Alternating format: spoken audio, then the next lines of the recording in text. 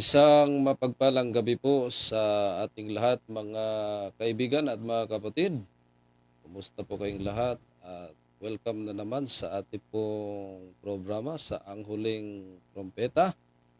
Nawa ay nasa mabuting kalagayan ang bawat isa po sa atin habang tayo na naman ay magkasama sa muling pag-aaral sa mga salita ng Diyos. At welcome muli sa inyong lahat mga kaibigan at mga kapatid. At once again, ating pong makasama ang ating pong regular partner, Brother Bernard. Bumati po kayo kapatid.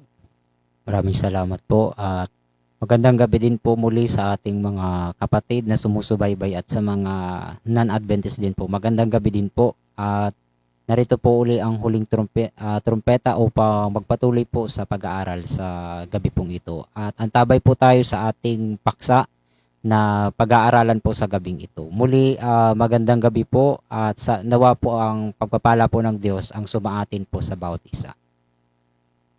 Okay, salamat po Brother Bernard. At before po tayo mag-start sa ating pong pag-aaral sa mga mahiwagang salita ng Diyos, wala po tayong sapat na kakayahan sa ganang ating sariling interpretasyon kung wala ang Holy Spirit na siyang gagabay sa atin. Kaya sa mga oras na ito, atin po munang hilingin sa dakilang Diyos ang kanya pong gabay at matnubay sa pamagitan ng ating pong panalangin. Ay po ay manalangin.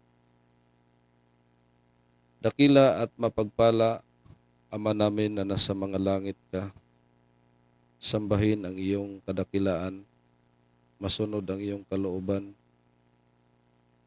mula sa lupa hanggang sa langit. At sa mga oras na ito, Ama,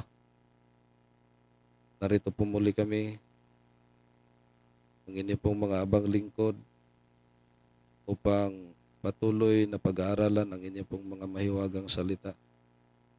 Sa mga oras na ito, linisin kami sa aming pong karumihan, patawarin sa aming pong mga pagkakasala at ipagkaloob, Ama, ang inyong pong guidance of the Holy Spirit nasa sa amin, nalutigit ang kaalaman, karunungan upang maihayag ang inyong pong mga katotohanan. Ganun din sa aming pong mga sumusubaybay, ang unawa na maunawaan ang inyong pong mga mahiwagang salita.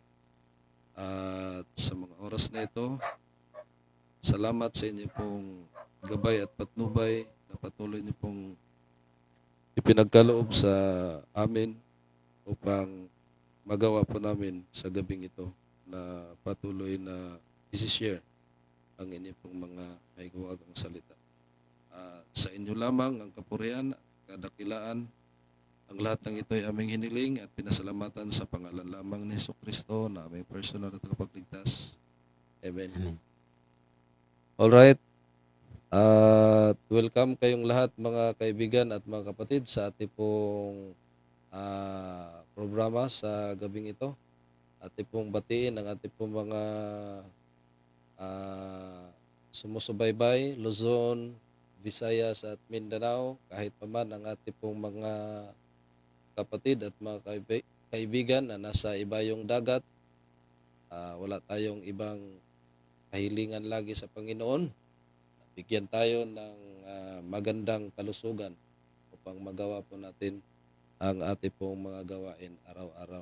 At sa mga oras na ito, mga kaibigan, kung sakaling meron kayong mga katanungan about sa ating pong paksa, pwede po kayong mag-message sa ating pong comment section upang ating pong mabigyan ng kasagutan ang inyong pong mga katanungan. At di na ho tayo magpatumpik-tumpik pa, proceed na po tayo sa ating pong pag-aaralan. Ang ating pong paksa ay pinamagatan, Tradition of Men, na ito po ay nakasentro sa aklat po ng Marcos 7, 1 hanggang 13. So ito po ang ating pong himay-himayin kung ano po itong mga tradisyon na ika nga walang kabuluhan ang kanilang pagsamba kung ang mga tradisyon na sinunod, ito ay akda lang ng tao. No? Nilikha lang ng tao. Kaya sa pagkakataong ito, para maunawaan pa po natin ng malalim, atin pong ibigay ang panahon sa ating pong partner, Brother Burns. Go ahead. Ayun po. Maraming salamat po at muli magandang gabi po sa lahat po ng sumusubaybay sa ating programa sa Ang Huling Trumpeta. At ngayon po ang atin po bibigyang paksa ang tungkol sa The Tradition of Men sa aklat po ng Marcos 7 from verse 1 to 13. So ito yung context ng paksa. Aalamin natin yung nangyari diyan at ganoon din yung application po niyan sa panahon natin or sa kasalukuyan. Para makita natin kasi baka hindi tayo nagmamalay, isa na tayo sa sumusunod sa Yes. tradisyon po ng tao at hindi na po dun sa kalooban po ng Diyos o ng Panginoon po natin. Kaya yan po ang ating aalamin dito sa pag-aaral po na ito at tayo po ay mag-antabay sa atin po at kung may tanong po tayo, bukas po ang atin pong programa. Yes. Ang paksa po natin ay patungkol sa Tradition of Men sa aklat po ng ni Marcos o Mark 7, 1 to 13 or sa Markan Gospel. So yan po ang ating aalamin sa konteksto po sa panahon ng background ng context dyan at ganoon din po alamin po natin yung kahulugan ng Tradition of Men yung binabanggit po na yan at aalamin po natin sa tulong po ng banal na kasulatan at sa iba pa pong mga referensya po. Sa Spirit of Prophecy, yun po. Kaya atin po yung bibigyan paksa o pag-aaral po sa gabing ito patungkol sa The Tradition of Men. So, alamin po natin ang patungkol po dito sa The Tradition of Men. May tatlo po itong mga pangunahin po na mga katanungan na bibigyan po natin ng pansin o focus po sa pag-aaral po na ito. So tingnan po natin sa tatlong mga question na bibigyan po natin ng kasagutan. Ano-ano po itong mga tanong po na ito? So ayan po. Is tradition considered good or bad? So alamin natin po dito sa pag-aaral na ito. Kasi minsan iniisip natin na masama ba yung tradisyon Yes. o mabuti ba yung tradisyon. So alamin natin sa tulong ng kahulugan ng konteksto ng Bible at sa konteksto din ng pakahulugan ng secular definition. So bago natin alamin yan yung mga question po dito na unang tanong na kailangan nating maunawaan. Ikalawa, ano ba ang ibig sabihin po ng tradition of men na binanggit dyan sa Marcos 7? Patungkol ba saan po iyon? So alamin natin yan sa tulong po ng konteksto. At pangatlo, bakit po nung si Kristo ay sumagot sa mga Pariseo ay kinote niya yung sulat po ni Isaias po dyan. So alamin natin kung bakit itinumbas po yung salitang matakot ka sa konteksto ng pagsamba. So ito ay kumbaga unang part ito ng pag-aaral natin sa konteksto ng Tradition of Men.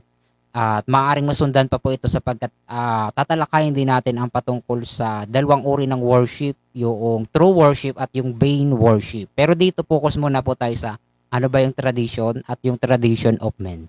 So, at saka itong ikatlong tanong about sa matakot ka in connection po sa worship. So alamin po natin ang tatlong mga question o focus po na yan sa atin pong gagawing pag-aaral sa gabi pong ito. So simulan natin sa pagbanggit ni Kristo patungkol sa tradition of men na mababasa po ito sa sulat po ni Marcos sa Marcos 7:7 po. So basahin natin ang sabi sa King James Version English. Howbeit in vain they worship me, teaching as doctrines the commandments of men. So ayan po. So tingnan natin sa Tagalog translation po ng King James Version sa Marcos 7:7 po. So alamin po natin kung ano po ang sinasabi ng ating Panginoong Hesus sa kanyang sagot po sa accusation ng mga Iskriba at Pariseo laban po sa kanya mga alagad at kay Kristo po. So tingnan po natin ang sinasabi sa Marcos 7:7 po.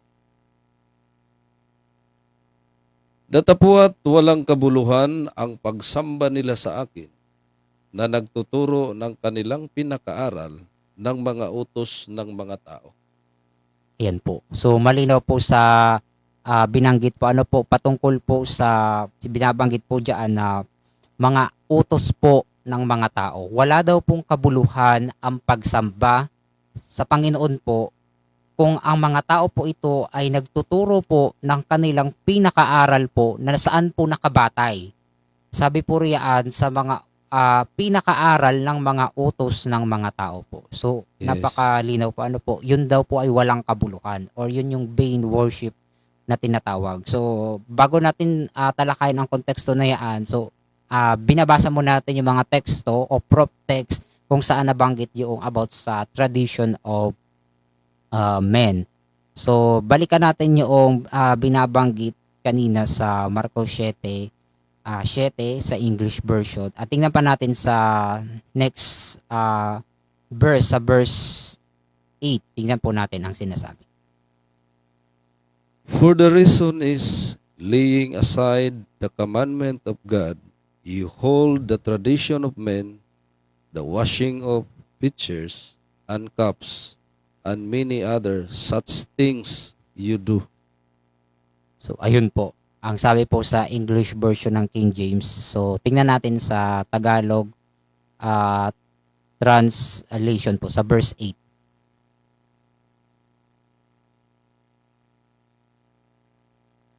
Nilisan ninyo ang utos ng Diyos at inyong pinanghahawakan ang salit-saling sabi ng mga tao.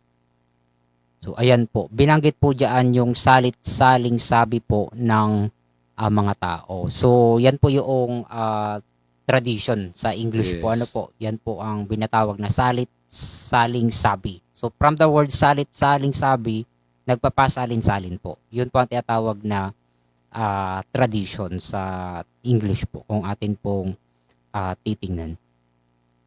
So, yan po ang binabanggit ni Kristo na nilisan daw nila nitong mga sumusunod sa tradition po ng tao ang utos po ng Diyos. So, kumbaga sinisira po nila Yes. ang kautusan ng Diyos o yung kalooban po ng Diyos kasi nga ang ipinapalit po nila ay tradition of men o yung salit-sabi po ng mga tao. Yun ang kanilang pinangahawakan po. Kumbaga, ang may akda sa aral, mga pinanghawakan na aral ay tao lang. Opo, Opo. tao lang po ang kanilang pinangahawakan po nila. Yes. So, kaya ito yung titingnan po natin mamaya titingnan natin yung ilang mga halimbawa po niyaan sa binabanggit dito. Pero alamin natin yung konteksto dito sa Marcos 7 hanggang 8 kung ano ba yung example ng tradition of men sa panahon nung si Jesus Christ po ay nandito po sa lupa. Siya po ay nangangaral, nagmiministeryo po kasama po ang kanyang mga alagad o mga disipulo po nung panahon po na yan. So atin pong i-continue dito po sa sinasabi sa about sa tradition. So dito natin unang alamin po kung ang tradition ba ay mabuti o masama. Is tradition considered good or bad? So alamin natin. Kasi nga minsan sa salitang Yes. tradition, minsan yung iba iniisip na automatic ay kumbaga po iniisip po nila brother ay masama. Pag narinig nila yung Yes. word na tradition, automatic ano yan, pigan yan, masama po yan. Basta tradisyon. Yun agad ang iniisip po nila. Opo. So, alamin natin kung ano ang sinasabi ng Biblia. So, Yes. kung ano ba ang meaning ng salitang tradition. At alamin din natin sa original na wika o yung original na ginamit sa Marcos 7 at sa iba pang verses sa New Testament or sa Greek language po. So, alamin natin ang kahulugan ng tradition. Unahin natin dun sa secular or sa dictionary ng tao. So tingnan Yes. natin kung paano nila pinakahulugan bago natin tingnan din sa Biblia kung paano ginamit sa konteksto ang kahulugan po ng tradition. So tingnan po natin ang kahulugan ng tradition sa dictionary po. So nakikita po natin diyan sa slide kung ano po ang kahulugan ng tradition ayon po sa English dictionary sa Collins Dictionary po. ano daw po ang kahulugan ng tradisyon?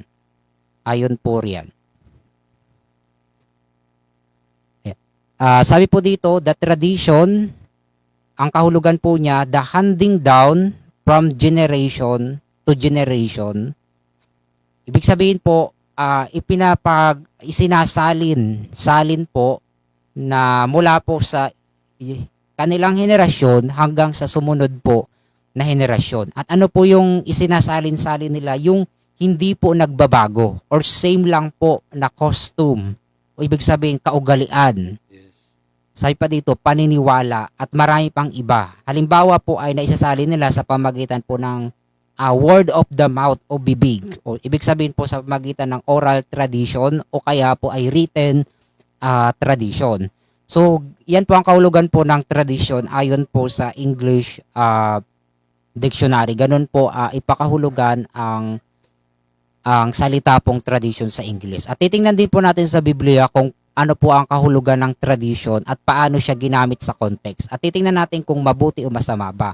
Pero dito pa lang po sa kahulugan po sa dictionary, makikita na po natin na general po yung application. Wala tayong makikita na sinasabing masama o mabuti yung tradisyon. Kasi ipinakahulugan lang po ng diksyonaryo kung ano po ang ibig sabihin ng tradisyon.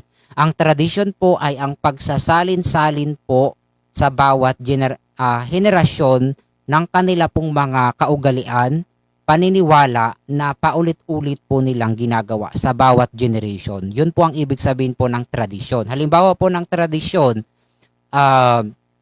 halimbawa, si Jesus Christ, kaugalian po niya na pumasok sa sinagoga tuwing araw po ng Sabat. Yun po ay costume o kaugalian. Yes. At yun po ay paulit-ulit po kasi nga kaugalian po. Hanggang sa kahit sa panahon ng mga apostol, si Pablo, kaugalian din po niyang pumasok po sa sinagoga sa araw po ng Sabat.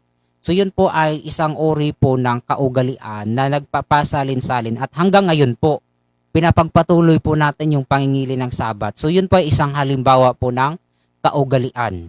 So titingnan po natin ayon sa Biblia kung paano ginamit po ang salita pong tradition sa konteksto po ng Bible. So yun po ang ating titingnan sa banal na kasulatan.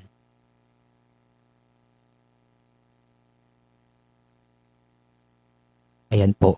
So kung atin po nakikita sa screen, ang salita pong tradition po sa wikang Griego, kasi nga po sa New Testament, ang context ng Marcos at sa iba pang verses sa New Testament, titingnan po natin yan. Sabi po rito sa wikang Griego po, sa Strong Concordance o doon po sa talaan po ng mga Greek word na ginamit po sa Bible, sa Greek Strong's Concordance, ang kahulugan po ng salitang tradition or ang term na tradition po sa wikang Griego po ay paradoses. So yun po ang Greek word para sa salita pong tradition. Nang ibig sabihin po sa Griego ng salita pong paradoses po ay transmission. So pag sinabi naman po nating transmission po sa Ingles o sa Tagalog po, ang salin po ay paglipat, pagsasalin. So yun po ang ibig sabihin po ng paradoses sa wikang Griego. Pagsasalin po ng ano. Sabi po rito sa Strong Concordance, ang isinasalin po ay mga teachings. Ibig sabihin ng teachings, mga aral po. Isinasalin-salin po yung mga aral at mga instruction, mga kaugalian, at ito po ay ipinapasa po o tinatransmit po mula sa isang generation hanggang sa susunod po na generation or from one generation to another po. So yun po ang kahulugan po ng paradoses po sa wikang Griego at ito po ang Greek word na ginamit po sa aklat ng Marcos at sa iba pang mga instances sa mga verses po sa New Testament. At lumitaw po ito 13 times sa New Testament sa wika pong Griego po. Ginamit po ang word na paradoses na ang translation po sa English po ay tradition or traditions. So tingnan po natin paano siya ginamit sa Bible. Doon natin titingnan yung kahulugan po ng tradition sa Bible. Mabuti ba o masama ang tradition? So titingnan natin yung mga verse na binanggit sa banal po na kasulatan kung saan ginamit po ang salitang tradition. So bago pala po yan, tingnan natin yung illustration. doon sa kahulugan ng tradition based doon sa Greek word na paradosis. So makikita po natin diyan, yan po yung illustration. Yung unang generation, isasalin po nila yaan sa next generation, at yun namang next na generation, isasalin sa next generation, at ongoing hanggang sa present po. Yun po ang ibig sabihin ng tradition. Isinasalin-salin po yung mga katuruan, mga teaching, mga paniniwala, mga kaugalian at mga instruction po. So, yun po yung pinapasalin-salin. Pero dito natin titingnan, ano kaya pong aral, kaugalian, paniniwala ang hawak-hawak po natin. So yun yung dapat alamin natin kung saan yun nanggaling. Kasi yun yung naisalin sa kasalukuyan. So titingnan natin yung origin o yung pinag-ugatan. So kung yun ba ay nag-ugat mula sa Panginoon natin o nag-ugat sa mga tao. So kung sa tao po nag-ugat, ang mga nagsasalin-salin po na mga paniniwala, kaugalian po, yun po yung tinatawag na tradition of men. Yun po yun. Kapag po yung aral ay hindi po nanggagaling po sa Diyos o yung kaugalian hindi po nanggagaling sa prinsipyo sa salita po ng Diyos. Yun po ang tinatawag na tradition of men kapag galing lang sa tao. Yung kaugalian, mga paniniwala o mga turo po na nagpapasalin-salin. Halimbawa po ng kaugalian na nagpapasalin-salin po ngayon ay yung Sunday keeping, which is nagpapasalin-salin po sa bawat generation until now. Napakadami pong Sunday keeper. Pero saan siya nanggaling? Sa prinsipyo po ba ng Biblia o sa tao lang po nanggaling po yung kaugalian po na yan ng pangingilin po ng unang araw ng Sanlinggo o Sunday po. So makikita po natin yun ay tinatawag na kaugalian po o tradisyon po ng tao. Yung mga ganong halimbawa po natin. So, yun po ang ibig sabihin ng tradition, nagpapasalin-salin. Yun yung general definition niya. Pero aalamin natin, masama po ba ang tradition? So, yun yung pong ating aalamin po sa konteksto po ng Biblia. So, tingnan po natin sa Biblia po, ang kahulugan o paano ginamit po ang word na tradition. Ayon sa sulat po ni Pablo sa mga tiga Thessalonica po. Basahin natin ang ikalawang Thessalonians chapter 2 verse 15. So then, brothers and sisters, stand firm and hold fast to the teachings we passed on to you, whether by word or of mouth or by letter. Ayan po. So, yan po ang sabi ni Pablo sa mga taga Thessalonian. So, tingnan po natin sa Tagalog translation kung ano po ang sinasabi po ni Pablo sa mga taga Thessalonica po patungkol sa tradition. Sa 2 Thessalonian po. 2 Thessalonian 2. Sabi dito, pagsikapan mong humarap na Sa ano po? subok, brother, 2 Thessalonian. Thessalonian 2:15. Sabi dito,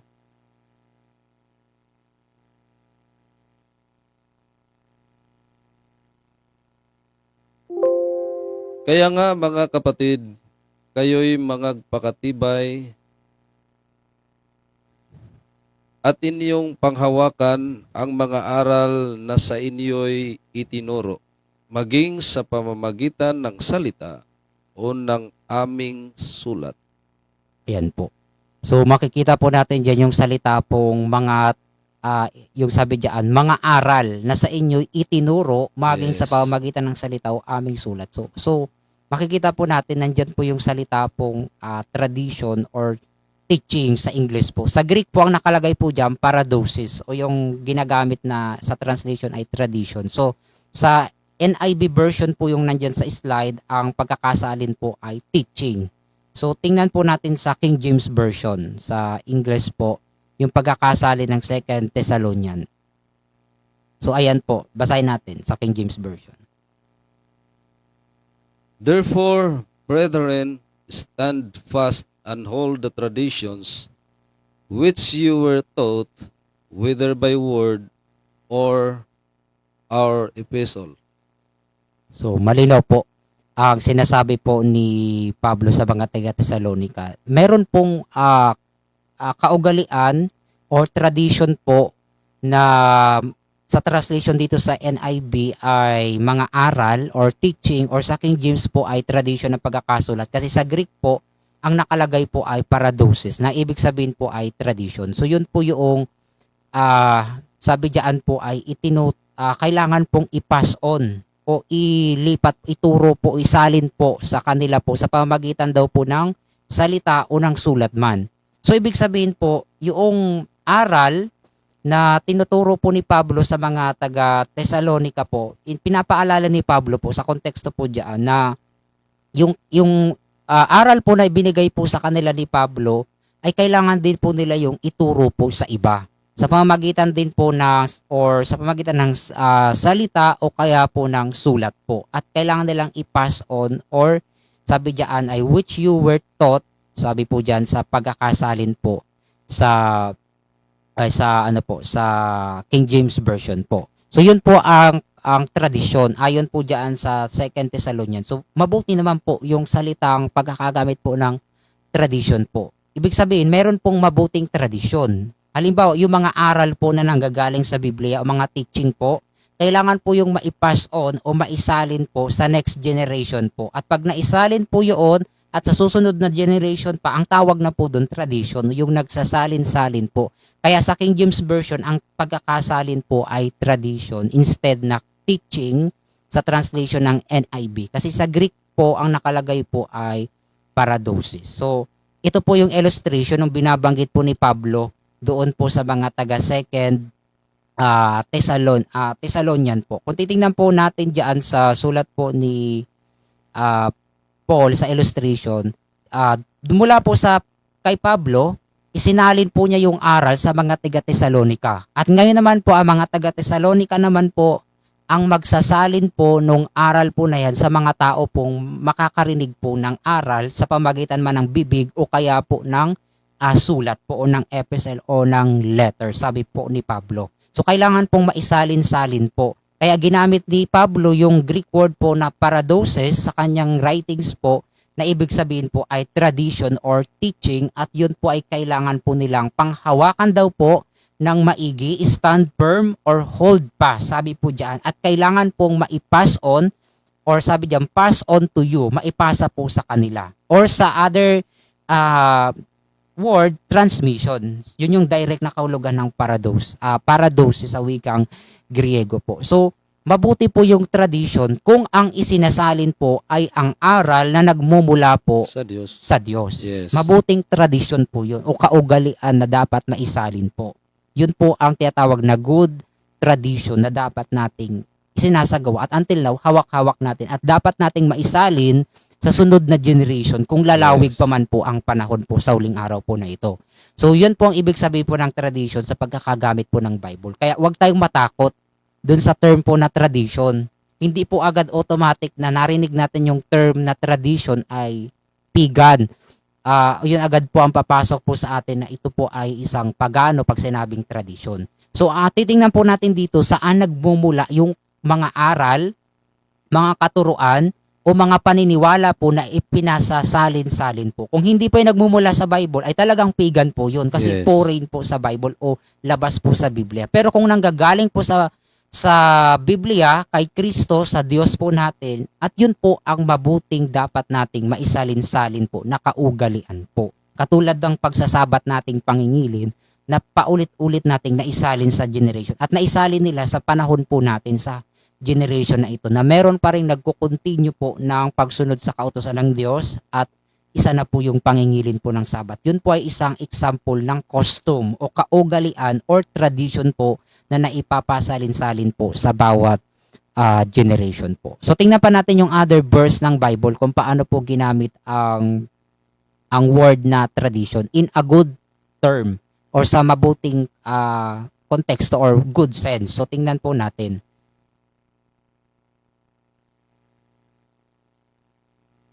Ayan po. Sa sulat pa rin po ni Pablo sa mga taga Korinto naman po sa 1 Corinthians 11 verse 2, NIV version. I praise you for remembering me in everything and for holding to the traditions just as I pass them on to you. Ayan po. So malinaw po. So tingnan natin sa translation ng Tagalog kung ano po ang pagkakasabi sa sulat po ni Pablo. So may kailangan daw po nating ipanghawakan yung tradition ayon sa NIV version po. So basahin natin sa Tagalog version po ang sabi ni Pablo sa mga taga unang Korinto.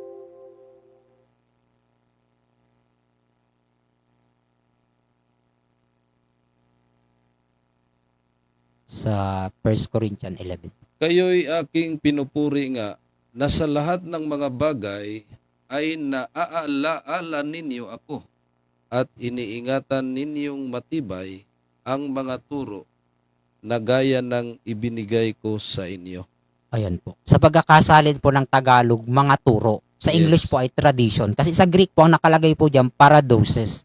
Yun, same lang po yun ng kahulugan, tradition or teaching or turo po. Ayon po sa pagkakasulat po dyan sa translation sa 1 Corinto 11:2. So ang sabi, kayo'y aking pinupuri nga na sa lahat ng mga bagay ay naaalala ninyo ako at iniingatan ninyong matibay ang mga turo o tradisyon, paradoses, na gaya ng ibinigay ko sa inyo. So saan Yes. ang gagaling po yung mga turo o tradisyon na pinangahawakan po natin hanggang po ngayon? Sabi, sino po ang nagbigay? Sabi po diyan, ibinibigay ko sa inyo. Sa konteksto po Yes. ng sulat ni Pablo sa mga taga-Korinto. Ito po ay nanggagaling sa salita po ng Diyos. Yun yung kumbaga po isinasalin-salin. So mabuti po yung tradition. Kung ang pinag-uugatan po ay ang Diyos, ang Panginoon o sa prinsipyo po ng Biblia po o sa salita po ng Diyos. Yun po yung tinatawag na tradition o turo, teaching sa From mga God. translation po.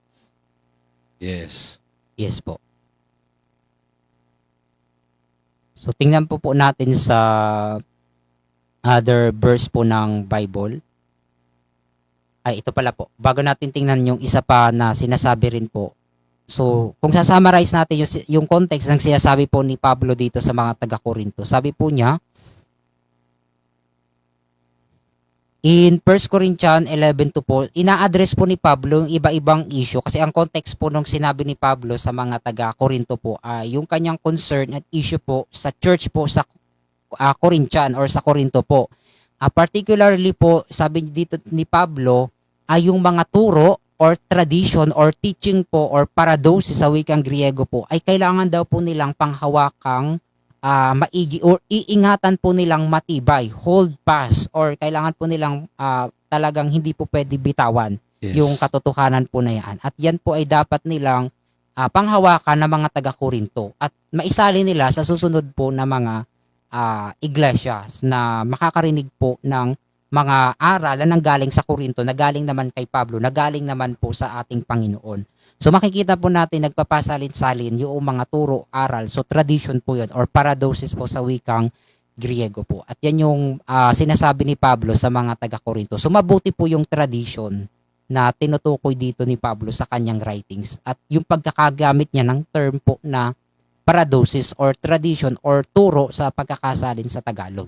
So tingnan pa natin po sa sulat naman po kay Timoteo sa 1 Timoteo 2:2.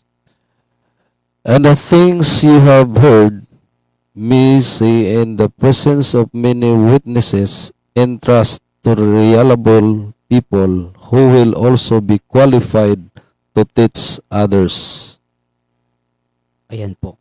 So, yan po ay, hindi dyan nabanggit yung word na tradition, pero yung context po, nandyan po yung ibig sabihin ng tradition, kung paano po magtitiwala ang tao po doon sa pinagmumulan na magsasalin po ng kaugalian o turo or mga teaching po, or in short, tradition na isasalin po. Yes. So, tingnan natin sa pagkakasabi sa 1 Timoteo 2:2 sa Tagalog version po. So, tingnan po natin ang sinasabi. Sabi dito,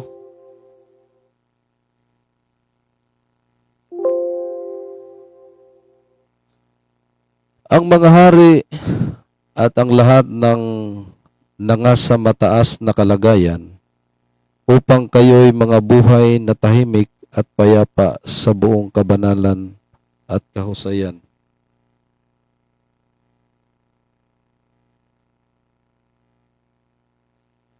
So ayan po. So kung titingnan po natin sa sinasabi po sa sulat kay Timothy po, kay sabi nga diyan, "And the things you have heard me say in the presence of many witnesses, entrust to the reliable people who will also be qualified to teach others" po. So kailangan pong maisalin po yung mga narinig nila na mga bagay nung una, at ito po yung mga aral na dapat nanggagaling po sa Biblia. At ito yung kailangan maisalin po nila at kailangan po nilang pagkatiwalaan po ang narinig po nila, at kailangan nilang maisalin po sa ibang mga people o sa ibang mga tao po. At yun naman po magiging instrumento o daan para maisalin naman po nila sa next generation po yung aral po na yun, which is tradition ang tawag doon, o yung pagsasalin-salin ng custom, ng belief, ng principle and teaching po. Tradition ang tawag doon sa pagsasalin or pag-transmit ng isang bagay po na nagmumula po sa Biblia. So,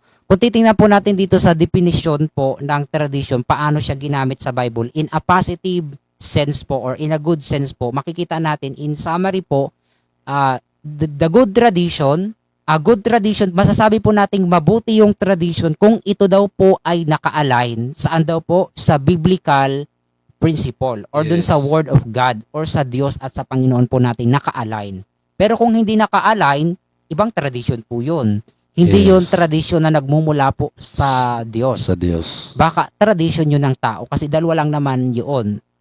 Tradisyon na nagmumula sa prinsipyo po ng Diyos o tradisyon nagmumula sa prinsipyo ng tao. So yan yung titingnan natin. Kapag po biblical ang root o ugat po ng principle, good tradition po yan. At yan yung dapat nating isalin sa next generation po or i-transmit daw po natin from one generation to the next po. Para po mapanatili po yung tinatawag na sense of continuity. Yes. O hindi mapatid po yung aral o mga katuruan sa buong kapanahunan po. So Okay. bago po natin tingnan yung sunod na katanungan o yung paksa, magkaroon muna po tayo ng Ate po munang basahin, Brother Bernard, opo. ang mga ipinaabot na mga mensahe Yes sa po. ate pong comment section. So, ate po munang batiin ang ate pong mga sumusubaybay. Diyan po kay Lolong ang Pito. Magandang gabi mga kapatid. At sa mga nanonood, 24 hours restricted pa ako. Aba. Okay lang yan kapatid. Oh. At least nasilayan mo ang ate pong programa sa gabing Yes. ito. Thank you for watching, and also salamat din sa inyo pong patuloy na pag-share sa ate pong live stream. So, ganun din sa ate pong elder, ang ating masigasig na elder dito sa ating kinaroroonan, Brother Jico Buko. Good evening po sa lahat. Magandang gabi, elder. Ingat po kung saan man tayo ngayon. Baka nasa biyahe to, Brother Burns. So, ingat po sa pagmamaneho. At yun din ang ating pong kapatid, isang masigasig din po, Brother Nimrod Miloria Piral. Salamat. At dito sa ating kapatid, hindi ko makita yung ibang komento. Ito. Kay Brother Edgar Falcon. So, salamat po sa inyo pong pagsubaybay. And also kay Ma'am Mercy Neri. Good evening, brother, and God bless us all. Good evening din po, and thank you for watching. And God bless din po sa inyo, dyan sa inyo pong kinaroroonan. At sa ating pong kapatid, brother, mayroon pong tanong dito. Okay po. So, basahin po natin, Brother Bernard, ang tanong. So, ibig sabihin, from Alexis Gono Munda, watching from LA.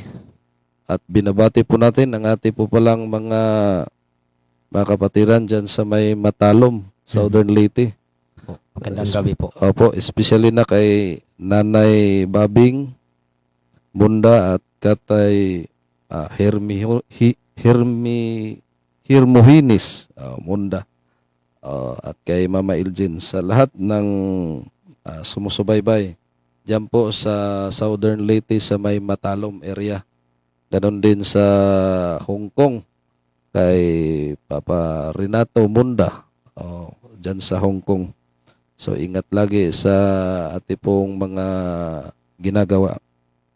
So sabi dito ni Brother Alex, sabi niya, so ibig sabihin, evangelist, mayroon malaking pagkakaiba ang tradisyon ng sanlibutan at sa atin bilang mga Adventist. Yes po. So may malaking pagkakaiba. Opo, malaki po talaga. Yes, kasi ang Adventist nag-follow kung ano yung tradisyon, kung ano yung itinuturo ng Diyos sa ngayon sa banal na kasulatan. Especially na mag-mention na lang tayo ng isa about sa Sabbath. Yes, Diba? Sabbath.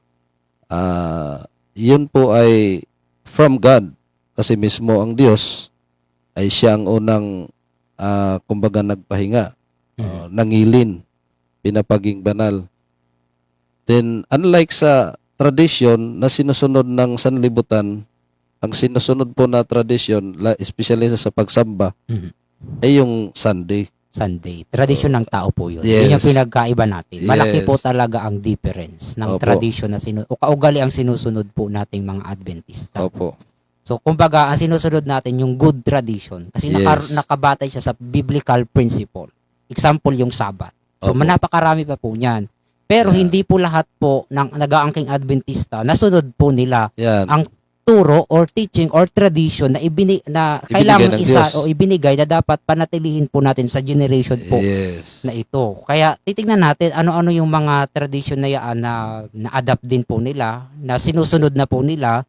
Kaya dapat maging wise din po tayo sa pinangahawakan po nating mga kaugalian, turo, or teaching sa English po na pinapanatili natin sa present. Pero dun sa tanong, talagang malaki po ang pinagkaiba ng Adventista sa sanlibutan in terms of tradition. Kasi yung sanlibutan, tradition of men ang sinusunod po nila. Tayo po ay tradition from God. Ang sinusunod Yes. po natin, yung mga turo o aral na galing po sa biblical principle o sa salita po ng Diyos in short term po. Doon ang gagaling po ang ating pinapagpatuloy po Yes. sa kasalukuyan. Dapat nating maisalin sa sunod po na generation or panahon pa man pong lalawig pa po kung meron pa man. Pero kung ating papansinin, Brother Bernard, no? Mhm. Hindi ibig sabihin na Adventist Yes. ay nakasunod na sa naka-full follow sa tradition from God. Kasi may ibang Adventist ngayon, Brother Bernard, na ibang tradisyon na rin ang sinusunod. Kumbaga, nakasunod sa tradisyon Yeah. sa sanlibutan. Opo, Yan yung dapat maunawaan po natin na hindi ibig sabihin na Adventist Mhm. ay kompleto, nakasunod, ika nga, sa tradition from God. Sapagkat mayroong Adventist, Brother Bernard, na sa pangalang Adventist, pero ang na-follow ay yung mga tradisyon na sa Sanlibutan. sanlibutan. Yes. So, hindi lahat. Hindi po lahat na nag-aangkin Opo. Adventista. Sa pangalan, nag-aangkin. Pero sa Yes. character, hindi makita ang totoo pagiging Adventista po. Opo. Kaya sa tradition or kaugalian, nakikita po sila kung ano yung ginagawa or sinusunod po nila sa kasalukuyang generation po. Kaya nakikita po yan. Hindi natin pwedeng i-deny kung ano po ang nangyayari sa mga nag-aangking bayan ng Diyos sa huling araw po. Kaya kailangan nating sikapin na hindi tayo maputol dun sa ugat na naka-root po sa ating Panginoon po. Yes. Kumbaga, yung ugat, dapat nandun pa rin tayo nakakabit bilang sanga sa puno. Kasi minsan, sinasabi nila, tayo pa nga daw yung nag-astray na offshoot nga po. Paano tayo matatawag na astray offshoot kung sinusunod naman natin yung biblical principle? Yun na nga eh. Yun yung problema sa nag-a-accuse. Kasi ang tinitingnan nila yung mga kung ano man ibang issue at hindi nakatingin dun sa prinsipyong pinangahawakan nitong grupo ng mga tao na itong mananampalataya po. Kaya titingnan natin lagi po sa prinsipyong hawak po nila or principle, fundamental principle na nilalakaran nila, which is yung tradition na naisalin po sa present time. Kaya yun po ang lagi Yes. nating titingnan po sa mga tao na nag-aangkinabayan po ng Diyos. Kaya dapat huwag humiwalay sa itinuturo ng Diyos. Yes po. Yung tradisyon na itinuturo ng Diyos. Kasi nga po, maraming nag-aangkin na sinusunod ang mga doktrina, mga katuruan, mga alituntunin mula sa Diyos. Pero ang mga turo ay iba. Oh. Kung hiwalay ang turo, sabi nga sa Biblia sa Juan 15:5, kung tayo kasi yung ang puno, ang Diyos, Yes. tayo ang sanga. Sanga.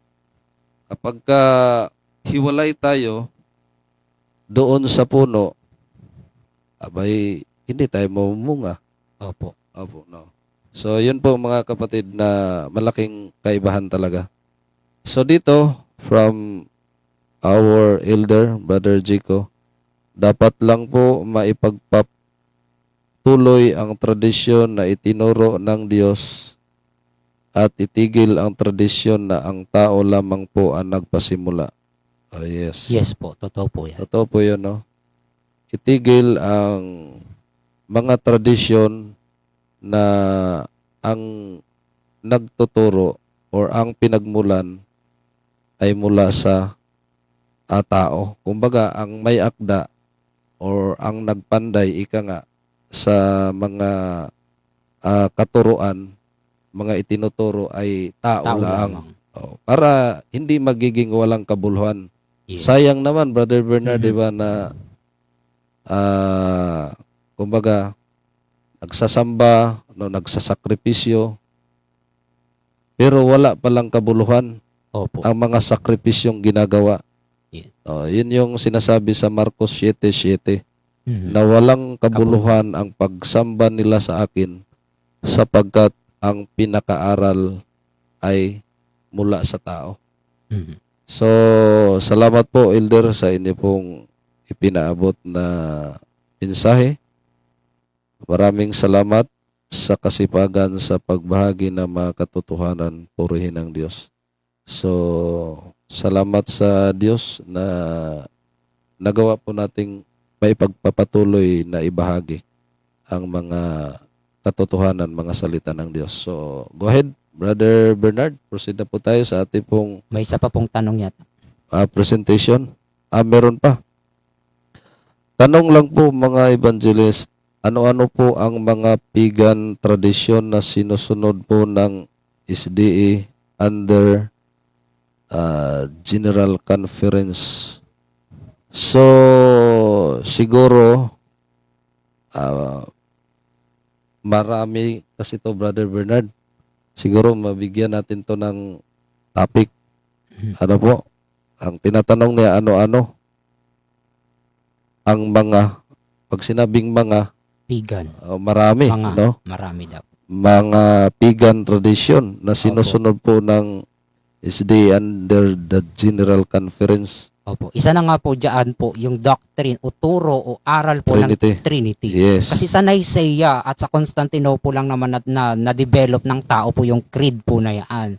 Hindi po rooted sa biblical principle. Kasi doon lang yung na-develop sa panahon ni Constantine or sa first ecumenical movement po ng pagtakbo ng Christianity po. So, yun ay tradition na nagmula sa combination ng Greek philosophy at yung apostate na Christianity at yun yung nag-continue na tradition na ipinasalin-salin ng Roman Catholic Church na until now hawak-hawak ng ilang Protestante at hawak pa rin ng nag-aangking Adventista na hindi naman nila dati hawak. Kaya makikita po natin kung sino talaga yung napatid doon sa totoong nakaugat sa ugat po na si Kristo ang Panginoon ang puno natin at yung isa ay talagang nahiwalay po. Kaya makikita po natin kung ano yung mga halimbawa or sa Adventismal, sa General conference. Yung mga aral po nila, hindi po rooted sa Bible. Example, yung Trinity nga po. Yun yung pinaka-example natin. Pero marami pa yan kasi nga mga ang sabi niya. So, hindi na natin kaya isa-isahin kung ano-ano pa man po.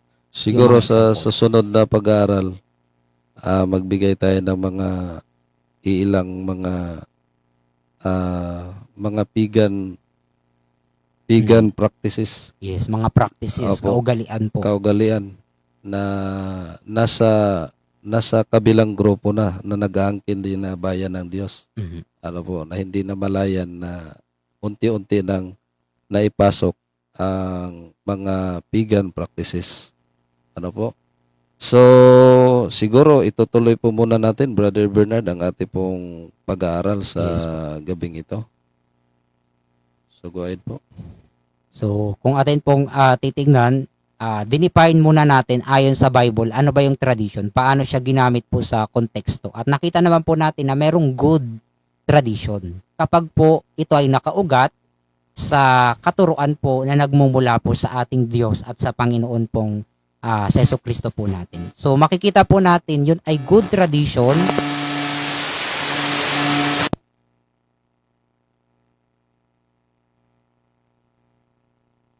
Hello po.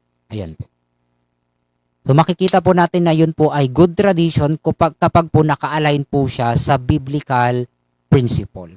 Pero kapag hindi, yun na po yung matatawag natin na other side po ng tradition, which is yung bad tradition. Kasi kung good tradition to, ang opposite po ay bad tradition or kaugalian, mga costume, mga teaching na hindi po rooted sa biblical principle. So tingnan naman natin po yung bad tradition. Paano siya dinefine naman po ng Biblia mismo? Paano dinefine ng Bible ang bad tradition according sa context? Paano ginamit yung Greek word na paradosis or tradition, or sa mga translation po ay teaching, turo, or mga aral.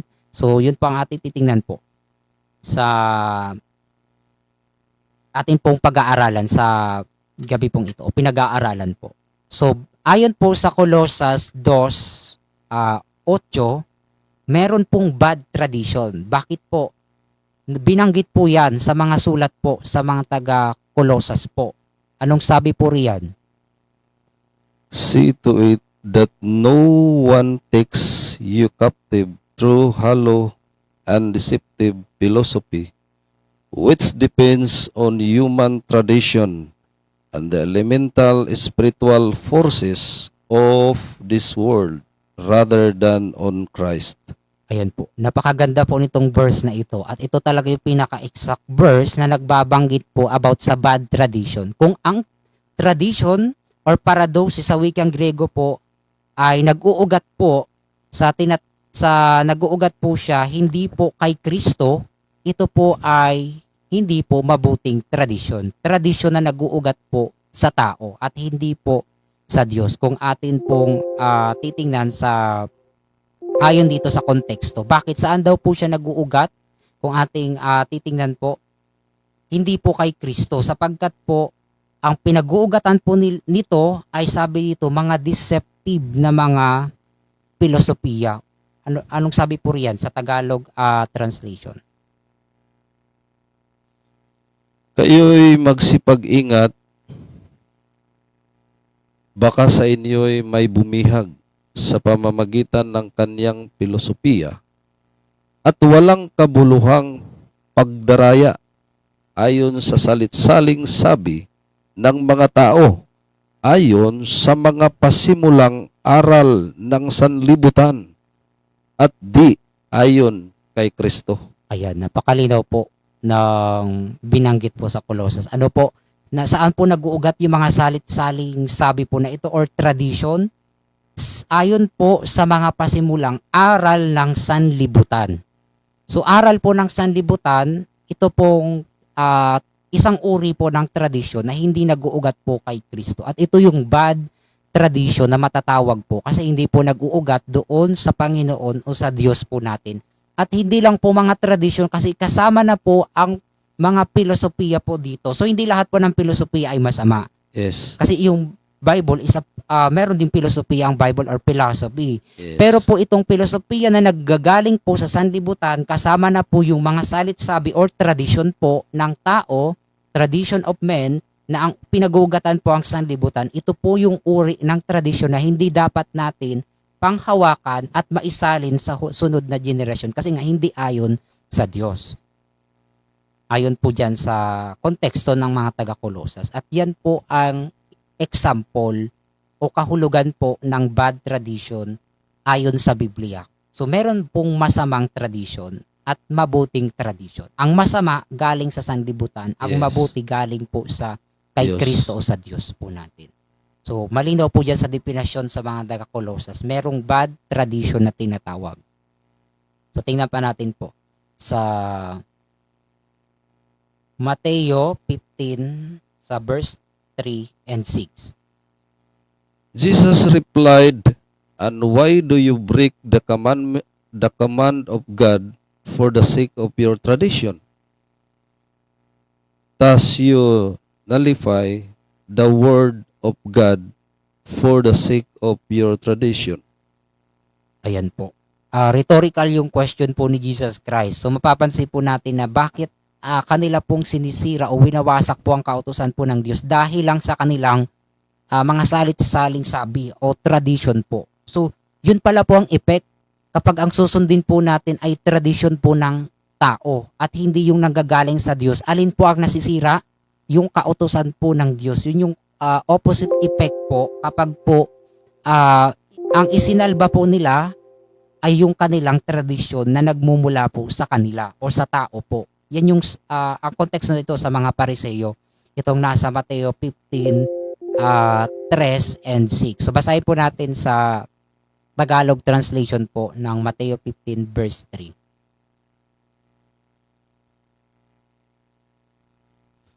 At siya'y sumagot at sinabi sa kanila, "Bakit naman kayo'y nagsisilabag sa utos ng Diyos dahil sa inyong salit-saling sabi?"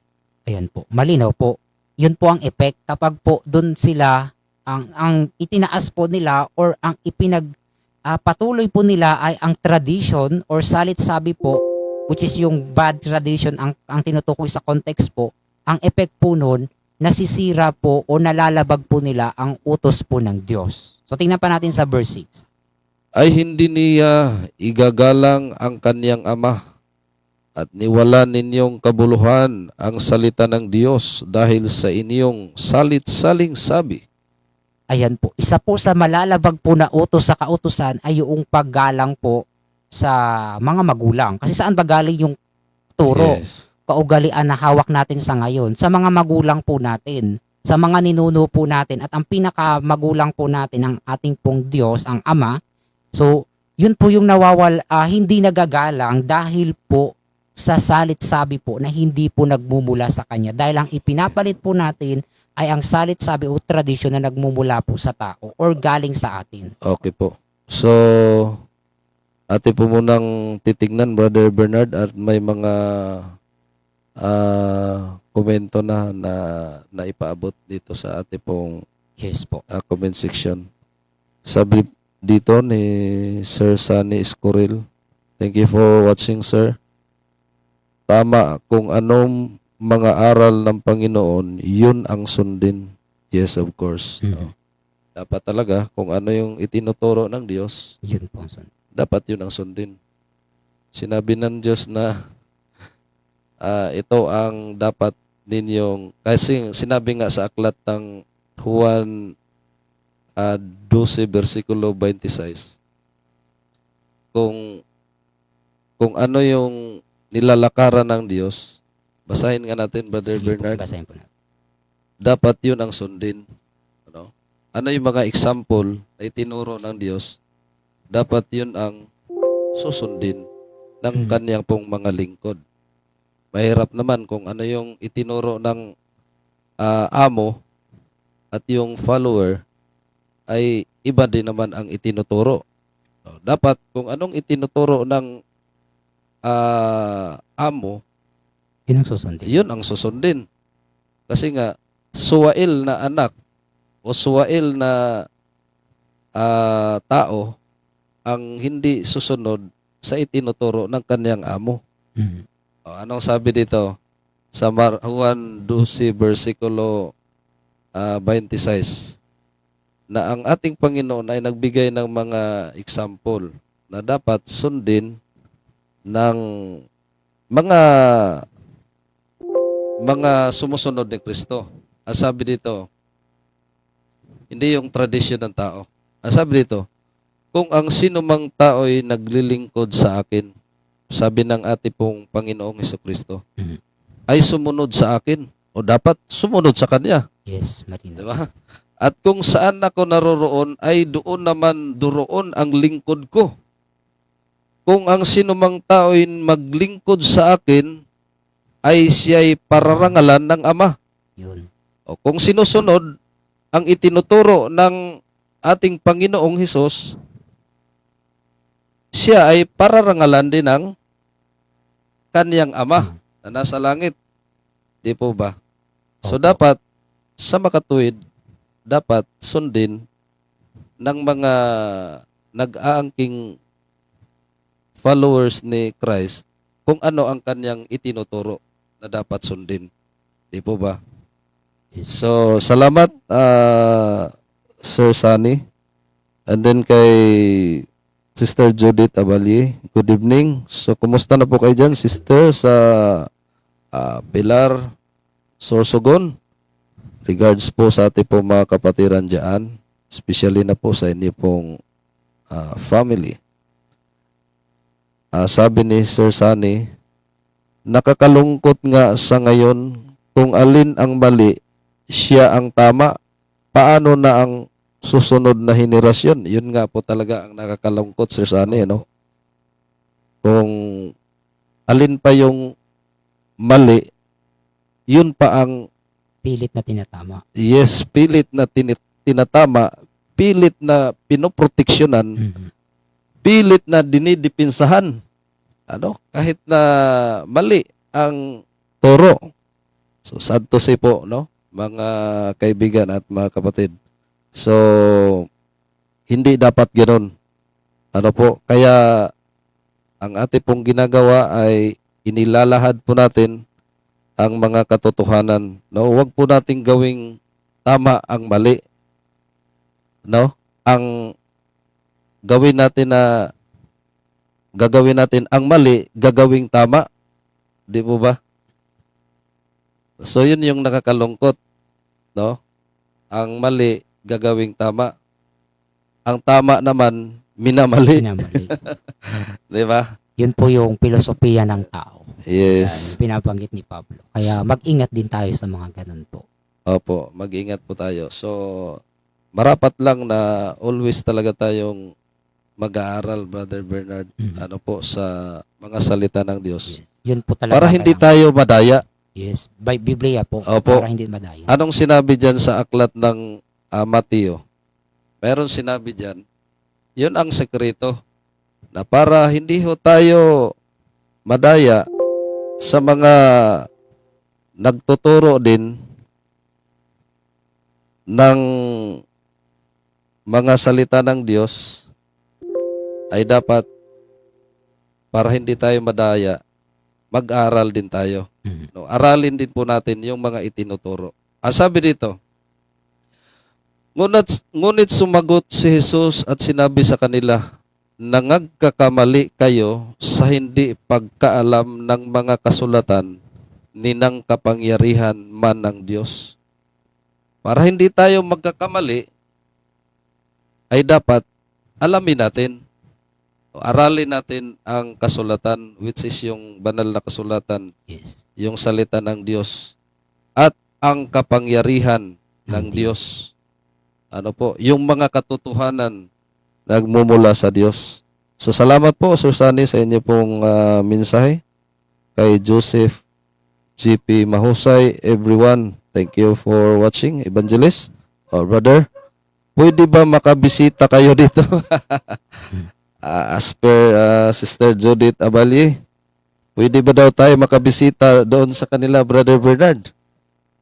If God's will po, Sister. Loobin po. Loobin ng ating pong Panginoon, mahirap naman kung sasabihin natin, O no, nangako. mag-schedule tayo, mangako tayo na bibisita, pero hindi natin alam ang panahon, sister. Yes po. At ipanalangin na lang po natin sa ating pong may kapal na ang inyong pong mga abang lingkod ay makarating dyan sa Pilar, Sorsogon for the second time, kung loobin ng Panginoon.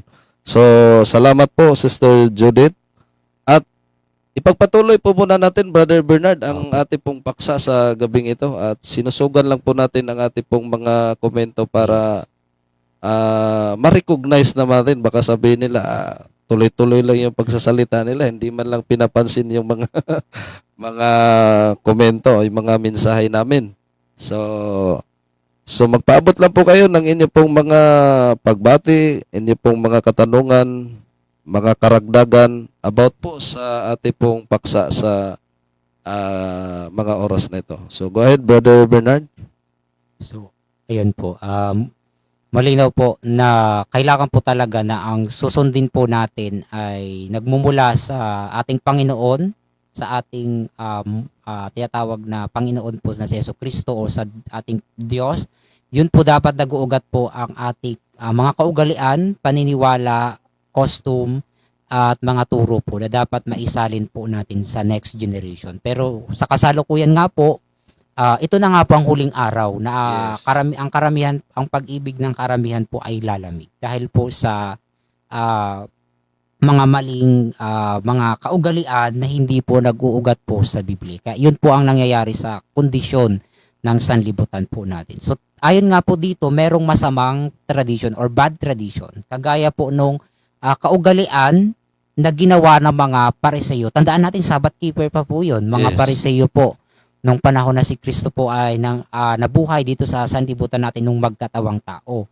So mapapansin po natin, ang mga tradition po nila ay ang effect po nito ay nasisira o nawawasak ang kautusan po ng Diyos dahil po sa kanilang salit-saling sabi or mga tradition po na hindi nagmumula po sa Diyos.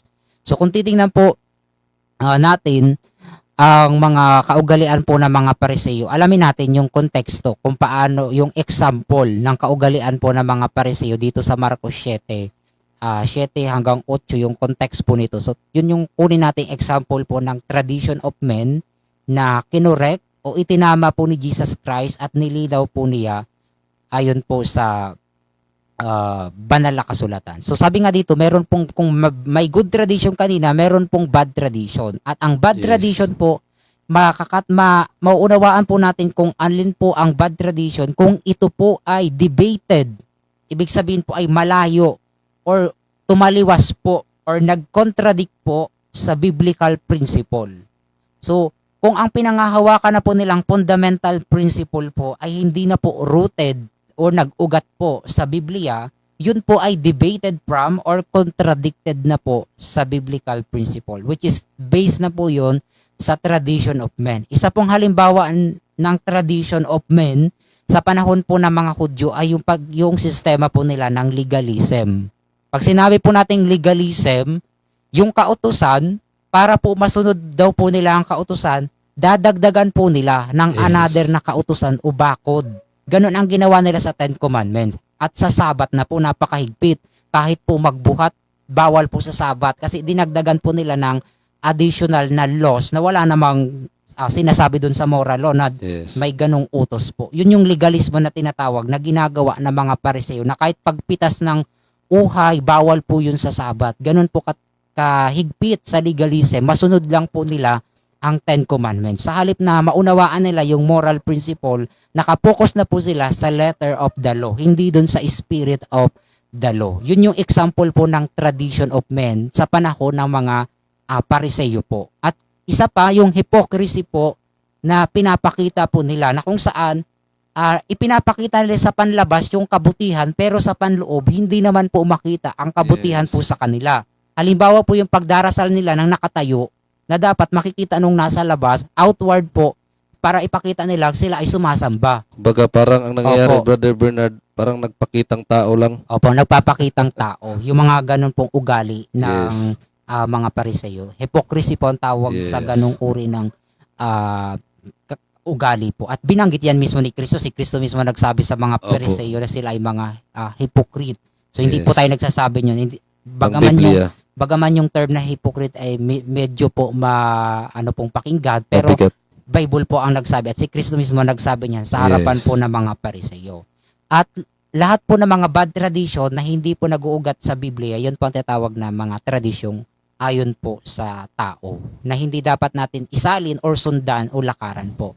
So based dito sa dalawang tiningnan nating kahulugan po kung paano ginamit ang salitang paradoxes or tradition po sa Biblia, may dalawa po itong category based sa context po. Una, yung good tradition na sabi kailangan daw isalin o ipasa yung mga aral na nanggagaling po sa ating Panginoon. So yun yung dapat nating sundin na mga turo or teaching or belief and custom at yun po ay tinatawag na good tradition kasi ang pinag-uugatan po niya ay ang prinsipyong nagmumula sa Diyos. Gaya nung sabi sa 2 Thessalonians 2:50 na binasa natin kanina. Yes. At yung sa kabila naman, yung bad tradition, ito naman po yung tradition na nakaugat po sa prinsipyo ng tao. Gaya nung sinabi sa Colossus 2:8 na mga filosofiya at salit-sabi po ng tao na nakabatay na unang galing po sa katuruan ng sanlibutan. Ang tanong, yung dalawa po bang good tradition at bad tradition kailangan nating pagsamahin? Pwede kayang pagsamahin po ang dalawa? Ay, hindi pwede. Hindi po, kasi labag Yes. po yun sa prinsipyo. Sabi nga, kung ang paglilingkuran lang po natin ay isang Panginoon lang po. Yes. Hindi po pwedeng dalawa. Kung sa Panginoon tayo, sa Panginoon, kung kay Bilayal tayo, kay Bilayal. Bilayal. Sabi ng ating Panginoong Jesus. So hindi pwede pong dalawa. Kaya hindi po pwede ang tinatawag na tradition na syncretization. Yung nakikita nyo sa illustration po sa gitna. Ang problema, yan po ang nangyayari po ngayon. Dahil iniisip po ng sanlibutan, iba-iba ng kultura, kaugalian, paniniwala yung mga tao, hanapin na lang po nila yung tinatawag na common ground. Magsisyncretize po sila, gaya ng ginagawa ng Roman Catholic Church ngayon sa ecumenical movement po nila. So kahit magkakaiba yung Islam, yung Hindu, yung Kristiyano, nagkakasundo sila, nagsisyncretize po sila. At yun po yung mas lalong delikado po. Kasi nga po, kumbaga po dun sa dalawang uri po ng sa talinhaga ni Kristo, meron pong mga tupa at meron pong lobo. Ang mas matindi po yung lobo na nagsusuot ng tupa. So yun po yung dapat hindi po gawin ng mga tao po, yung Yes. isi-syncretize yung truth at error. At yan ang nangyayari po sa last day church po natin, sa Laodicean church. Na kung saan hindi po nila matindigan ang mainit at saka po ang malamig. Sila po ay malahininga or tinatawag pong lukewarm. Kasi po, sinisyncretize po nila ang error sa truth. At yan po ang nangyayari sa mga modern fallen churches po sa mga sa kasalukuyan po natin o sa huling araw. So, ayon nga po dito, sa nakita po nating illustration, hindi pwedeng magsama ang Yes. good tradition and bad tradition. Isa Kasi- lang po ang titindigan Kasi yung good tradition is from God. from God, Yes. Then yung bad tradition is from men, from sa men, tao.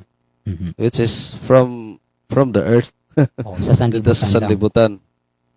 Kaya nga hindi pwedeng magsama ang si Belial at si Kristo. Yung Yes. Belial, that is Satan. Satan, the Yes. devil, the Sa devil. ngayon sa ating mabasa sa 2 Oh, Corinto. Basahin nga po natin para Okay. makita po nila kung bawal ang syncretization. Apo. Kasi ang pinag-uusapan natin yung good traditions and bad traditions. Sabi dito. Ate pong basahin mga kapatid. Ganito po ang ating mabasa. Bible. Ayan. Sabi dito, huwag kayong makipamatok ng kabilan sa mga di nagsisisampalataya, sapagkat anong pakikisama, mayroon ang katuwiran at kalikuan. O anong pakikisama, mayroon ang kaliwanagan sa kadiliman. Ituloy po natin sa verse 15. Ang sabi dito, at anong pakikipagkasundo, mayroon si Kristo kay Belial? O o anong bahagi mayroon ang sumasampalataya sa di sumasampalataya? Oh. So maliwanag, Brother Bernard. Opo, malinaw po. Hindi talaga pwedeng Magsama. magsama. Mhm. Ano po? May boundary talaga. May boundary. Oh, hindi pwedeng ang mali gagawing tama Mhm. para mapasama sa tama. Hindi po dapat. Ano po? Kung mali, pwede siyang ang mali itutuwid Ituwid ang mali. sa pamagitan ng pagtuturo o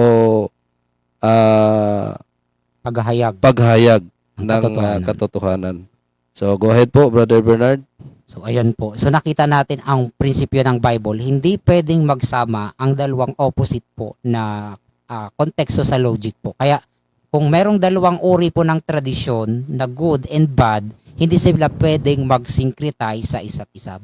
Bagaman, yan ang nangyayari po sa mga Pauline churches ngayon sa kasalukuyan. Kaya karamihan po sa kanila ay mga nagaan yung tupa pero po ay lobo naman po sila. Kaya yun dapat ang pag-ingatan natin. Kasi marami silang mahatak lalo na kung mga leader o pinuno po ang nagpapasimula ng mga pag-syncretize ng truth sa error. Kaya yun po ang dapat nating maunawaan o makilala po at lalakaran lang natin ang isa lang pong prinsipyo at yun po ang nakabatay sa Diyos or sa ating Panginoon po. O yung tinatawag na fundamental principle na base po sa salita po ng Diyos. So tignan natin pa po sa next slide. Ang ano naman masasabi po ng ating mensahera po ni Ellen G. White? Kasi tiningnan po natin sa Bible, nakita na po natin na may good and bad na tradition or paradoxe sa wikang Griego. Yes. Na kung saan yung isa nakaugat sa prinsipyo ng Diyos at yung isa nakaugat sa prinsipyo ng tao. Kaya sabi ni Ellen G. White sa kanya pong writing sa manuscript release sa volume 20 page 338, ang sabi po niya, when Christ came to this world, He found the Jewish people burdened with a heavy weight of tradition. So nung si Kristo daw po ay magkatawang tao daw po dito sa lupa, natagpuan daw po niya ang mga Hudyo na ano daw po, meron silang mabigat po na pamatok, na bit-bit. Ano po ito? Yung tradition. And sabi pa dito na Ellen White, and ceremonies which the religious teachers had handed down from generation to generation. So great was the mass of tradition brought in that the commandments of God were made of none effect. Ang resulta po ng tradisyon po ng mga Hudyo ay nawalan po ng effect ang kautusan po ng Diyos. Yun ang totoong effect po ng pagsunod sa tradisyon ng tao. Nalalabag po ang kautusan ng Diyos sa inaakala ng mga Pariseo na nasusunod nila ang kautusan. Baliktad tuloy. So akala nila nung inintroduce nila ang legalismo, akala nila lalo nilang masusunod po ang kautusan. At iniisip nilang ililigtas po sila ng kautusan o yung righteousness by work. Pero hindi po nila naunawaan, hindi sila maililigtas po ng kautusan at lalo pang nakapagpabigat po sa kanila yung mga tradisyon po na idinagdag po nila na batay daw po sa kanilang mga nagpapasalin-salin po na mga kaugalian sa bawat generation. At yun yung burden na natagpuan po ni Kristo nung nagkatawang tao po siya dito sa sanlibutan po natin ayon sa ating mensahera po. Yan po yung sa kanyang sinulat sa manuscript release sa volume 20 page 338 na sana hindi din po matagpuan ng Diyos sa atin sa kasalukuyan. Na kung saan po ang presensya po ng Diyos ay nandito sa Laodicean Church, sana po hindi po makita sa atin yung tradition ng tao. Kasi nga po, yun po ang nagpapabigat po sa atin. Kung yun po ay ikukontinue natin ang mga gawain po na nakabatay sa tradisyon ng tao. Kaya dapat nating lakaran kung ano lang po ang prinsipyong na nakabatay po sa kautusan ng Diyos, sa salita ng Diyos, o sa Biblia po in short. So, tingnan po natin yung tradition of men na binabanggit kanina dyan sa Marcos 7:7 hanggang 8. Kasi nakita na po natin yung kahulugan ng tradition. So, ano yung example ng tradition of men na nandyan sa Marcos 7:7? So, basahin muli natin po ang sinasabi sa Marcos 7:7 po. Howbeit in vain They worship me, teaching as doctrines the commandments of men. Ayan po. So mapapansin po natin na yung kanila pong pagsamba ay wala daw pong kabuluhan. Bakit po? Ang kanila pong mga turo o aral po ay sabi dito nakabatay po sa mga katuruan po o kautusan po ng tao. So nawawalang bisa po ang pagsamba. So in short po, worship po ang issue. Yes. Kapag po ang sinunod natin, tradition po ng tao. Dahil nasisira nga yung kalooban o kautusan ng Diyos, o ganun din directly sa sinasamba natin na katotohanan, ang Diyos, ang Panginoon po natin ang katotohanan. So sumasamba tayo sa spirit and truth, sabi sa John, sa sulat ni Juan. So kailangan natin kilalanin kung ano ang katotohanan at hindi yung tradisyon ng tao. Kasi nga kung tradisyon po ng tao ang susundin natin, ang pagsamba din naman po yun. Pero anong sabi, anong uri po ng pagsamba yun? Walang kabuluhan na pagsamba or vain worship po na tinatawag. So kaya karamihan po katulad sa Roman Catholic Church, iniisip nila sumasamba po sila sa Diyos. Ganun po sila ka-devote doon po sa kanilang ginagawa po. Halos mag-sacrifice po sila, lalo na kung darating po yung mahal na araw or Holy Yes. Week nila, ganun po sila ka-sacrifice. Pero yung pagsamba po na yun, wala pong kabuluhan kasi kaugalian lang po yun na naisalin sa kanila ng head po nila ng Roman Tradition. Catholic Church, tradition of men. Katulad ng magpapapako, gagawa ng mga prosesyon. So yun po ay mga kaugalian po na hindi dapat gawin po ng tao. So sabi pa doon sa verse 8, For the reason is laying aside the commandment of God, you hold the tradition of men, the washing of pitchers and cups, and many other such things you do. ayan po. Nagbigay si Kristo ng example po na ginagawa ng mga Pariseyo sa context dito sa Marcos 7:8 na yung mga tradisyon po nilang pinangahawakan. Pag sinabing hold, ibig sabihin nagpapasalin-salin sa kanila Yes. na isalin. Dati nang ginagawa na tradisyon, pero yun po ay hindi nakaugat sa Biblia or sa sa prinsipyong mula sa Diyos. Example po, yung mga ritual na ginagawa po nila pagdating sa paghuhugas ng kamay at mga pinagkainan. Mahigpit po ang mga Pariseyo po noon. Halimbawa, sa pamilihan, kasi noon po sa konteksto ng Marcos 7, meron pong lugar ng pamilihan po dyan sa Yes. geographical at historical background po ng Marcos 7. May mga hintil po kasi nakikilahok po sa mga pamilihan. So, iniisip po ng mga Hudyo na ang mga hintil po ay karumal-dumal ayon sa batas po nila, sa legalismo. Kung titingnan po natin, lahat po ng kagamitan, after po nilang bumili sa pamilihan, kailangan po nilang hugasan. Kailangan nilang maghugas ng kamay bago po kumain at kailangan po nilang gawin po yan bilang ritual activities po na nakabatay po sa tradisyon na sinusunod po ng mga Pariseyo. At yan po yung nangyari nung nakita po nila yung mga disipulo ni Kristo na kumain po na hindi naghugas ng kamay. Kinain po nila yung tinapay. Kaya anong bintang po ng mga Pariseyo? Nakita po nilang hindi naghugas ng kamay, hindi nagsagawa ng ritual na activities ng hand washing na tradisyon po. Kaya ang accusation po ng mga Hudyo po ay lumalabag po sa kautusan po itong mga disipulo. At ang naipukol po ang bintang nila kay Kristo kasi si Kristo yung nangunguna doon po sa mga disipulo po niya dyan sa konteksto ng Mark 7-8.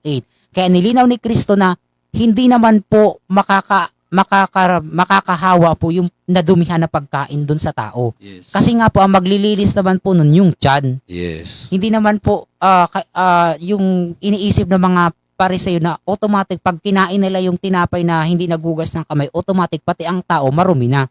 Ceremonially marumi na kasi ayon yun sa tradition Nila. ng ano po nila. Kasi nga bawal kainin po ang pagkain na hindi naghugas ng kamay, lalo na kung galing sa pamilya na may mga hintil Yes. po. Kailangan gawin nila yung ritual activity ng hand washing. Washing. Ay hindi yung sinunod ng mga disipulo ni Kristo. Kaya nilinaw ni Kristo ang mas nakakahawa po yung lumalabas po sa kanilang puso o sa Opo. bibig po nila. Yun po yung totoong nakakahawa. Hindi po yung narumihan na pagkain. Mahirap yan, Brother Bernard. Panay ang hugas. Mhm. Tapos yung lumalabas naman sa bibig, puro pang-alipusta, puro pagmumura. Ayun, yun po ang totoong nakakahawa. Di ba? ay mahirap po yun. Mhm. Panay ang samba mo, Mhm. Tapos paglaba. pero paglabas mo, panay man naman ang mura. Opo. Panay naman ang Chismis. dismiss, di ba? Lipusta, ay mga paninira, di ba? So, hindi po gano'n, no?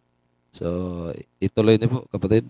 Yes po. So, yan yung example ng kinorek ni Jesus Christ na tradition of men na nakita po natin sa konteksto ng Marcos, yung about sa hand washing. So, ito yung context niyan about sa hand washing po. Kasi po noon, wala namang problema po talaga kay Kristo yung maghugas ng kamay in terms Yes. of batas sa kalusugan. Opo. Pero ang kinokorek lang ni Kristo, may nagkaroon kasi sila ng ritual na batas sa hand washing po na kapag kailangan nilang maghugas ng kamay kasi pag hindi na naghugas, pati ang tao marumi. Yung ganun nila ituring po ng mga pariseyo nung sa batas nila. Yun lang ang gustong i-correct ni Kristo. Pero yung maghugas ng kamay, walang problema kung maghugas ng Yes. kamay kasi part yun ng Para sa kalinisan o sa po yun. kalinisan po yun. Ang kinokorek lang dito ni Jesus Christ, yung maling mindset dahil sa batas o tradisyon ng mga Hudyo po sa ritual na hand washing po nila. So dito po tatlong malalaking issue ang ikinorek ni Jesus Christ o binigyan niya ng pansin yung salita ng Diyos laban sa mga tradisyon ng tao. At yung kautusan ng Diyos sa kautusan ng tao na nakabatay sa tradisyon. At kinorek din ni Kristo yung ano yung totoong tunay na pagsamba sa pagsambang walang kabuluhan. So nakita natin nawawalang kabuluhan po ang pagsamba kung ang sinusunod po natin ay nakabatay sa tradisyon po ng tao. So example lang nga po nun yung sinasambang Trinity God ng mga Pauline churches ngayon. Samba sila doon, sumasamba sila doon, pero nawawalan po ng kabuluhan kasi maling Diyos ang sinasamba. Kaya malaki pong effect kapag tradition of men ang sinunod po natin at hindi yung ayon sa kalooban po ng Diyos na dapat maisali nating tradition, na good tradition. So tingnan pa natin dito sa next slide. So ito yung mga binanggit po na tradition sa konteksto ng Marcos 7. So napakarami pong pagkabanggit ng word na tradition or paradosis sa wika pong Griego po. So makikita natin ito yung kaugalian ng mga Pariseyo na in connection po sa ritual or ceremonial na hand washing activities po na ginagawa ng mga Pariseyo sa tradition po nila. So ito nga po yung sa Marcos 7:1 na kung saan ito yung bintang po ng mga Pariseyo sa mga disciple ni Kristo kasi hindi po sila naghugas ng kamay. Kaya itinuring po nilang ceremonially unclean ito pong mga Pariseyong hindi po naghugas ng kamay, which is in reality hindi naman po sila ceremonially unclean kasi hindi naman po nakakahawa yun pong dumi sa kamay po ng tao sa kanila po kasi nga sabi ni Kristo yung tiyan po ang naglilinis kung ano man yung nadumihan na pagkain na kinain po nila dahil sa kamay na hindi po hinugasan. So sabi nga based dito sa context, the accusation against Jesus had nothing to do with the hygiene or physical cleanliness. So hindi naman talaga yun ang point ni Jesus Christ kasi wala siyang problema pagdating sa hygiene or physical cleanliness. Ang point ni Jesus Christ ay yung ritual or ceremonial cleansing activities sa batas or sa tradition po ng mga Pariseo na gusto pong i-correct ni Jesus Christ. Kasi nga po, ganun mapanghusga yung mga Pariseo dahil po sa tradisyon na minana po nila na hindi naman po ayon sa kalooban ng Diyos o ayon sa turo po ng Diyos. Itong ginagawang tradisyon ng mga Pariseo na ritual or ceremonial hand washing po nung panahon po na yan. So based po dito, makikita natin sa illustration po natin yung Jewish tradition ng mga Pharisees po. Yung kautusan ng Diyos nawawalang effect or nawawalan po siya ng silbi dahil po nasa ibabaw po yung commandments of men o yung kautusan ng tao na nakabatay po sa tradition po. So mas mataas po sa kautusan ng Diyos yung kautusan ng tao dahil nga po doon sa tradition. Kaya yun ang problema po sa legalismo nung panahon po sa sistema ng mga Pariseo at yun po yung gustong i-correct ni Jesus Christ kasi natatabunan po or natatrample down yun pong law of God o yung prinsipyo po ng moral law po ng Diyos po. At ang naipapalit po ay ang prinsipyo ng tao at yun ang nagiging kaugalian or tradition na naipapasalin-salin sa bawat generation na siyang nakita ni Kristo sa mga Pariseo nung siya po ay magkatawang tao sa gitna po ng sanlibutan. Kaya nga sabi ni Kristo, sa sagot niya sa mga Pariseo, alin po yung kinote niya? Basahin natin yung Marcos 7 verse 6. Kinote niya po ang sulat po diyan ni Isaiah. So basahin muna natin yung Marcos 7 6. Anong sabi po diyan? He answered and said to them, well, did Isaiah prophesy of you hypocrites, as it is written, these people honors me with their lips, but their heart is far from me. Ayan po. Kinote po ni Jesus Christ ang writings po ni Prophet Isaiah. So, yan ang sagot niya sa mga Pariseo at tinawag niya ang Pariseo na hypocrites. So, si Kristo po ang nagsabi po nun, hindi po tayo po. Based po sa binasa natin sa Marcos 7:6. So, basahin natin sa Tagalog translation yung pagkakasabi po ni Kristo sa kanyang sagot sa mga Pariseo po. So, tingnan po natin ang sabi sa Marcos po. Sa Marcos 7:6 po. Brother, Sa Tagalog translation. okay, ganito po ang ating mabasa.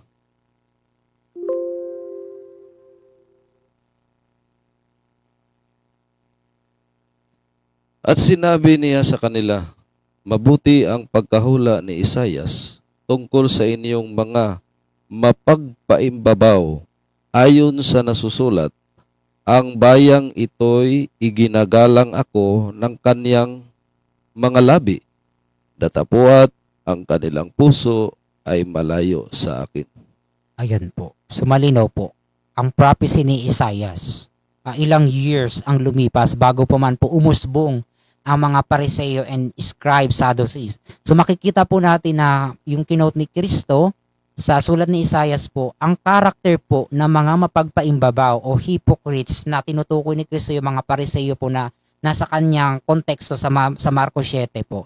Ang sabi po, ginagalang naman po nitong mga Pariseyos ang Panginoon po. Pero ang nakikita pong paggalang nanggagaling po sa labi, sa salita, sa dila, sa bibig po. Pero yung kanila daw pong puso, malayo po sa Panginoon po natin. So yun po ang problema sa mga ganong klase po ng tao na kung saan nakikita po yung kabutihan sa kanila sa panlabas or outward, pero inward po, hindi po makita yung character sa kanila po na yung kabutihan po. Kaya makikita po natin yung ugali ng mga Pariseo. Yun yung kinote ni Kristo na writings mula po sa prophecy ni Isaias. Yun po ay hula ni Isaias at natupad sa panahon po na umusbong po ang mga grupo ng mga Pariseo or yung sekta ng mga Hudyo po nung panahon po ng 1st century. So kung titingnan po natin dito sa sinasabi ni Kristo dun sa Marcos 7:6 sa illustration, dahil po doon sa karakter po ng mga Pariseo, yung labi po nila ang kakikitaan ng paggalang. So outward po yun, outward character. Pero inward character po, yung kanilang puso ay hindi po makita yung karakter po ng Diyos. At yun po yung nasisira dahil po sa kanilang hypocrite character o yung mapagpaimbabaw po na kaugalian po. At yan po ang ipinakita ng mga Pariseo, scribe, Sadducees, nung si Kristo po ay nagkatawang tao dito sa sanlibutan po. So tingnan pa natin dito sa yung kinote mismo. So puntahan natin yung kinote ni Jesus Christ sa Isaias. Saan kaya yun mababasa sa Isaias po? Yun po ay mababasa sa Isaias 29 verse 13. So basahin natin yung kinote ni Kristo, yung kabuuan mismo. Therefore, the Lord said, inasmuch as these people drew near with their mouths and honor me with their lips, but have removed their hearts far from me, and their fear toward me is taught by the commandment of men. Ayan po. So, yun ang kinote lang dyan ni Kristong part. So, pinara-praise ni Kristo yung hindi naman exactly word by word yung pagkaka-quote ni Jesus Christ sa sulat ni Isaias, kundi by context po. Pinara-praise ni Jesus Christ. So, sabi nga ni Kristo, ang kanila iginagalang po nila siya sa pamagitan ng kanilang labi, pero ang kanila daw pong puso ay malayo sa kanya, kay Kristo, sa Panginoon po natin. At Sa karugtong po nito, sa original na sulat ni Isaiah sa verse 13, sabi niya, "In their prayer toward me is taught by the commandment of men." So mapapansin po natin dito yung konsepto po ng pagkatakot ay kaakibat po ng pagsunod sa kautusan. Pero kabaliktaran, kasi yung pagkatakot nila nakabatay po sa commandment of men. So ito yung vain worship. Ito yung pagsamba na walang kabuluhan. Kasi yung pagkatakot po nila ay hindi po sa pamamagitan ng pagsunod sa kautusan po ng Diyos, kundi sa pagsunod sa kautusan po ng tao or ayon po sa turo ng commandment of men o kautusan po na nakabatay sa prinsipyo po na nanggagaling sa tao. Kaya sabi ni Kristo, kung bakit niya kinote yung Isaiah, kasi doon sa Isaiah, nandun din po nakaangkla sa context po yung worship issue. Kasi po yung ibig sabihin po ng matakot ay connected po siya sa term po na worship. Kaya baga po sa Revelation 14, verse 6 and 7, anong sabi ng first angel? Message po na lumilipad sa sanlibutan. Ang sabi baga po niya sa Apocalypse ay, "Fear God Yes. and give glory to Him." So ang ibig sabihin po ng fear is worship, connected siya sa worship, sa issue po ng pagsamba. Pero po kung ang sinusunod natin ay tradition of men, yung pagkatakot natin o yung pagsunod natin sa kautusan, saan po nakabatay? Sa kautusan ng tao. Pero kung sa Diyos po tayo na matatakot o fear God, sabi ng first angel, yung pagsunod po natin sa kautusan ay nakabatay po sa kautusan ng Diyos. At doon po tayo lalakad at yun po yung good tradition na maisasalin po natin sa next generation. So tingnan natin ang sabi ni Ecclesiastes sa mga ngaral po sa 12:13. Now all has been heard. Here is the conclusion of the matter. Fear God and keep His commandments, for this is the duty of all mankind. Ayan po. Yan po ang ibig sabihin ng fear God. Kasi baka isipin natin sabi ng first angel ay matakot kayo sa Diyos o fear God and give glory to Him. Hindi po ibig sabihin manginginig po tayo Yes. dahil lang po sinasamba natin yung Diyos. Hindi po. Manginginig. Opo. Kasi may mga Mhm. nagsasabanding ngayon, Brother Bernard, Mhm.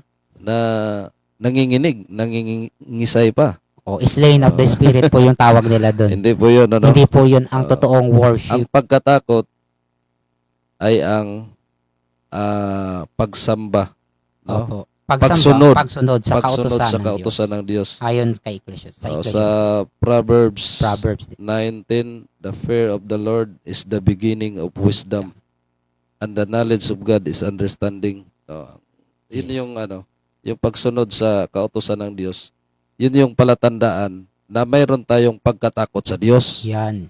Pero kung natakot ka lang at hindi ka naman sumusunod, Sa kautusan ng Diyos. nakakakilala ka lang sa Diyos, o kilala ko ang Diyos, Mhm. pero wala ka namang pagsunod sa kautusan ng Diyos, abay, useless po yun. Opo. Yan Kasi yung mga nga, opo. Marami nga ang tumatawag, di ba? Mhm. Panginoon, Panginoon. Ang sabi doon sa Mateo 7:21, hindi ang lahat nagsasabi sa akin, Panginoon, Panginoon, makapasok sa kaharian ng Diyos, kundi Yaong. iyaong tumutupad sa kalooban ng aking Ama Yan. na nasa langit. Yung pagkatakot, that is Pagsunod. keeping The the command. commandments of God. Ayan po. Napakalinaw po. Yan ay nasa Ecclesiastes 12:13. Sabi, fear God and keep His commandment. Yung salita po diyang and, hindi po ibig sabihin hinihiwalay. Sa Yes. context po sa original na Hebrew literary structure po yan. Ibig sabihin ng fear God ay susundin ang kautusan po ng Diyos. At yan daw po ang duty ng lahat po ng tao. Mankind. Hindi po Hudyo lang. Mankind po. Ang duty po natin yung responsibility or moral responsibility po natin na ibigin ng Diyos at ibigin ng kapwa. At nakasummarize po yan into 10 commandments po na moral principle. At napakalawak po ang bawat application po ng 10 moral principle po ng 10 utos. At yun po yung dapat nating sundin at ang ibig sabihin nun ay fear God. Kaya sabi ng first angel sa huling araw, matakot kayo sa Diyos. So, Yes. may pagsunod pa rin sa kautusan sa huling Opo. araw. Kaya hindi totoo yung sinasabi ng iba na manampalataya ka lang, okay na. Yun yung Ligtas pagsamba na walang kabuluhan. Kasi nga, nagki-claim sila na sila po ay ligtas na, pero hindi naman makita sa kanila yung pagsunod after nilang i-claim yung pagsunod nila, pagpananampalataya nila. So, paano nila ipinapakita yung worship and yung fear God po nila tinatawag po, pagkatakot po sa Diyos. So, yun po ang nangyayari sa panahon natin ngayon dahil sa hindi sila natatakot sa Diyos, kundi doon po sa tao, sa commandments of God ang sinusunod nila.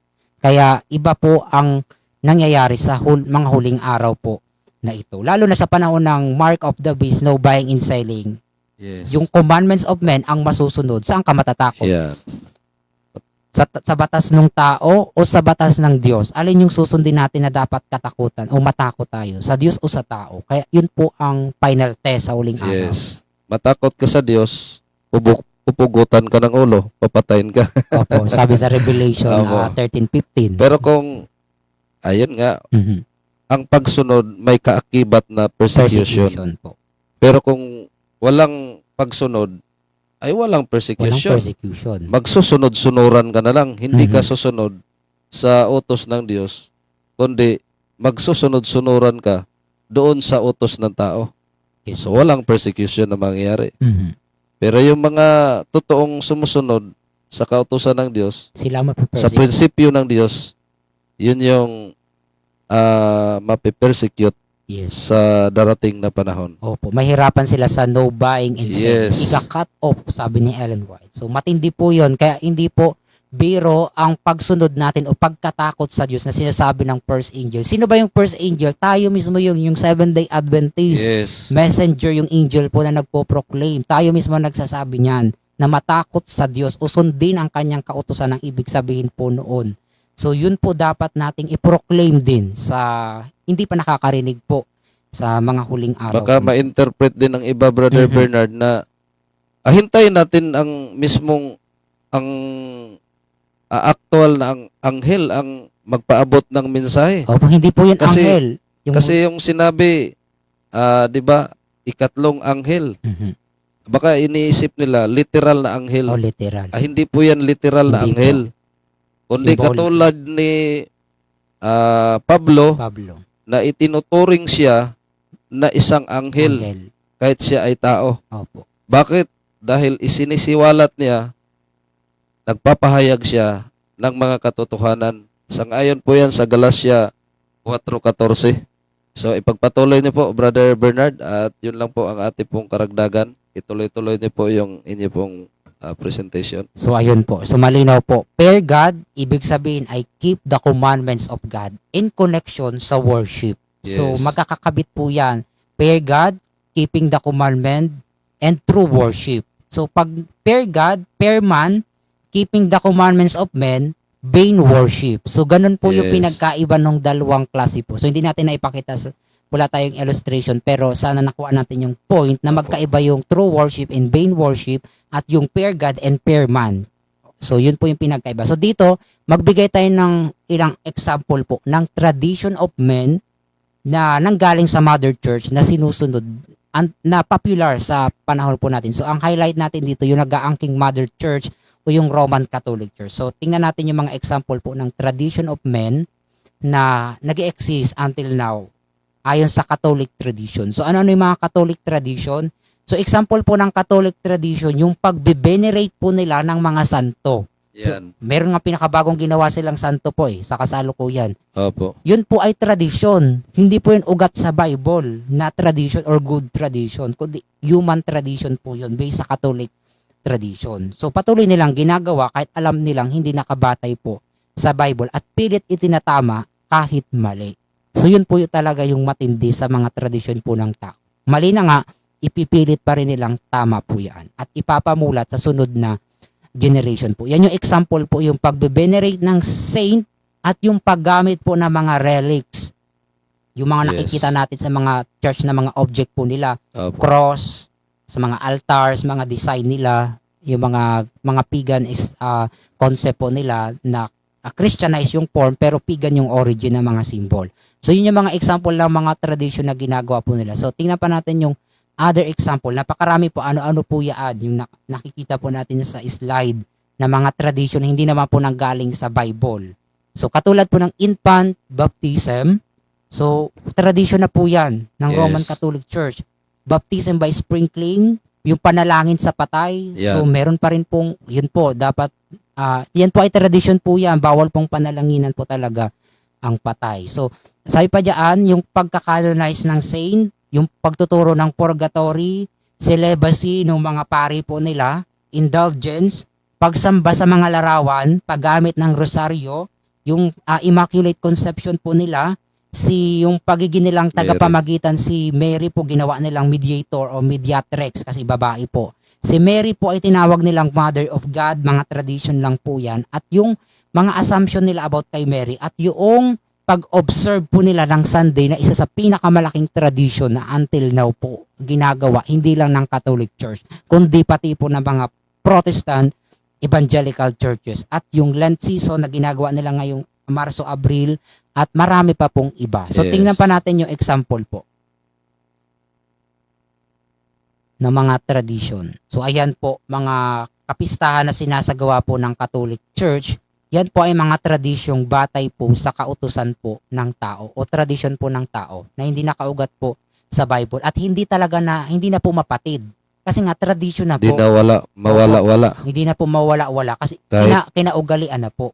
Kahit kahit sa sunod na henerasyon, talagang hindi mapipigilan ito, Brother Bernard, Yes po. sapagkat ika nga nakaugat na.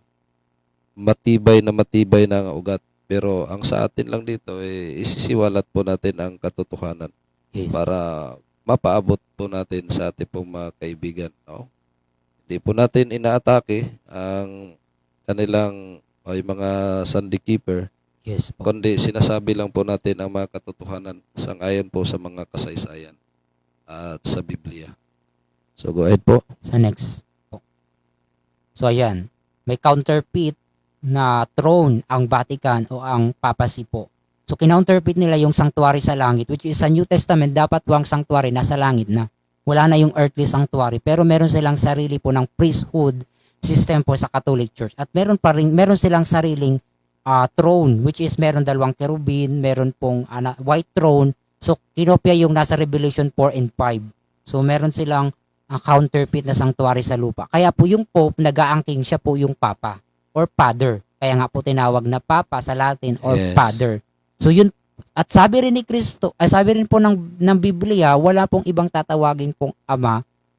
Kasi nga po, iisa lang po ang Ama natin sa langit. Ang atin pong nag-iisang Diyos po. Yes. At walang pwedeng tawaging Father. At itong Father na nag-aangking sa lupa, tradition lang po ito based sa kanilang papal system na tradition.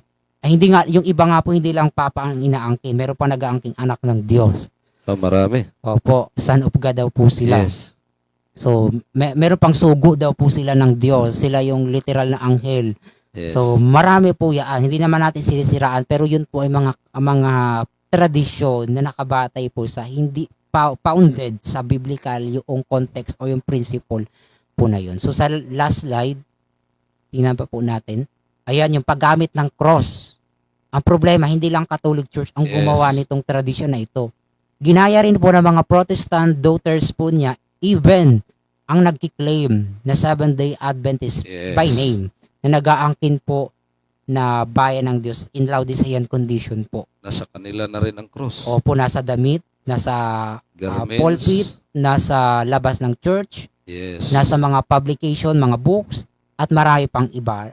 So yun po yung mga tradisyon na dapat bitawan nila. Nakapasok sa Nakapasok. iglesia. Opo, kaya dapat sundin natin kung talagang natatakot tayo sa Diyos, kailangan nating bitawan po ang mga tradition po ng tao. Kundi dapat kautusan ng Diyos ang susundin po natin. So yan yung mga example po na pinakita nating tradition of men na hindi po nakabatay sa Bible. Katulad ng paggamit ng cross image na Yes. Christianize yung meaning pero pagan yung form. Yung anyo ay galing sa pagan po. So tingnan pa natin sa huling slide.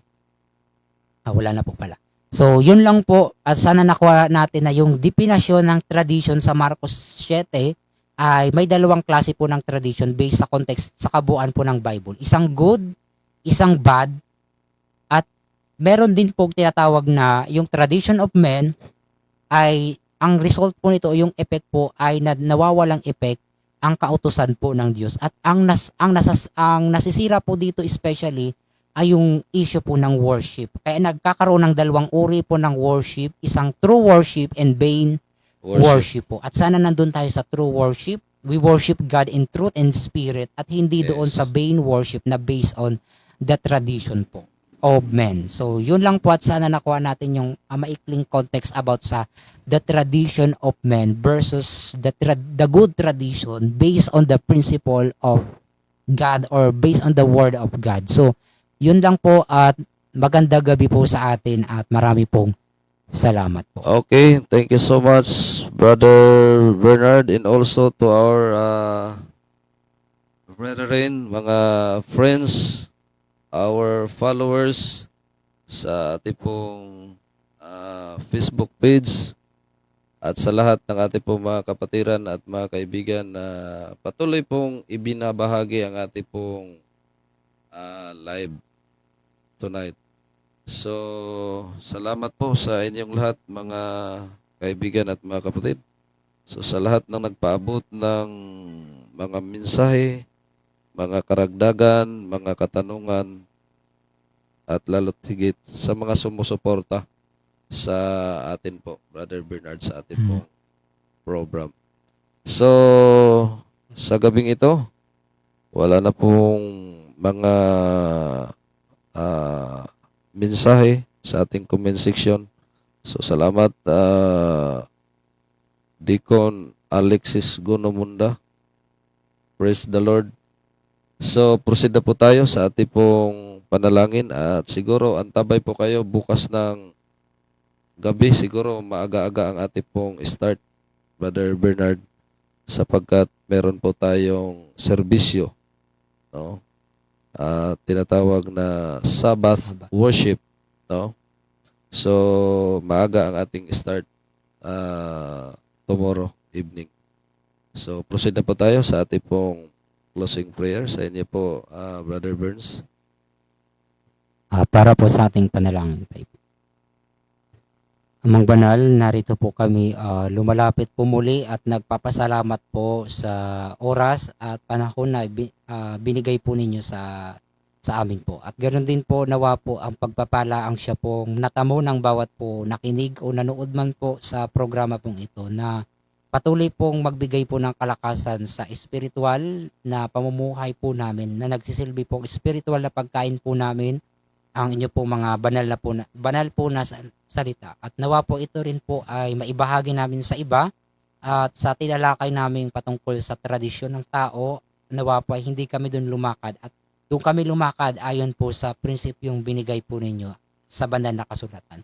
At sa gabing ito, hinihiling din po namin na ang patnubay po, ang banal na espiritu ang siyang manguna sa bawat isa sa amin na ingatan po kami sa gabing ito sa aming pagtulog, sa kanya-kanya pong tahanan at higaan, nawa po ilayo po sa bawat anumang uri ng kapahamakan.